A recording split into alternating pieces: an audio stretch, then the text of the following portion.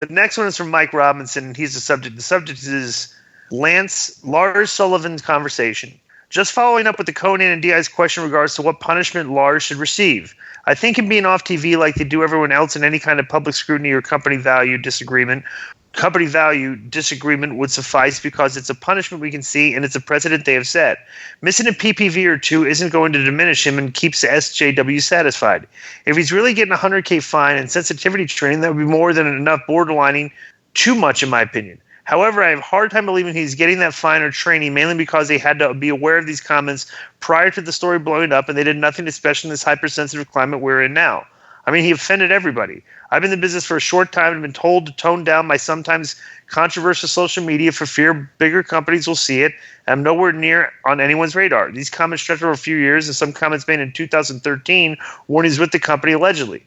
P.S. If they intentionally sent him to destroy the Lucha House Party as a response to the negativity, I, although I think it's a little fucked up, popped the thought of it being on purpose. That's good TV. This is from Mike Robinson from Raleigh, North Carolina.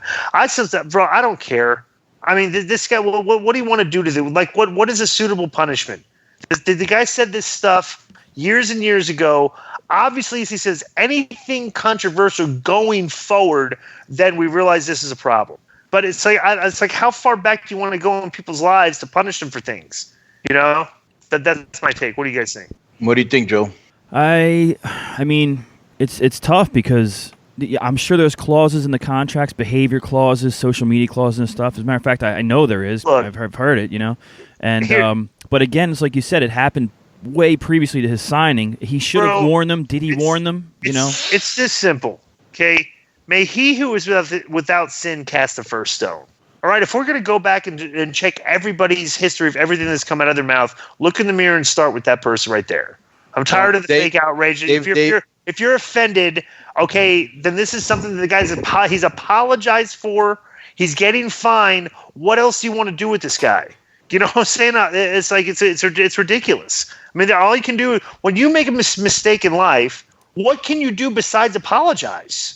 And if you made mistakes and you realize later how bad they were and you apologize, God, I can't believe I act like apologize, and going forward you don't make those same mistakes, then what's the problem, right?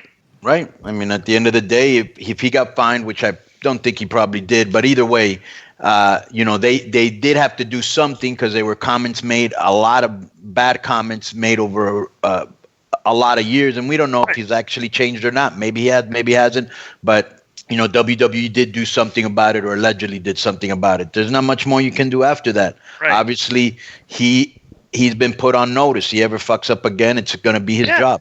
Yeah, and that's the way it should be. It's like you're on probation with the law. You did something. They put you on probation.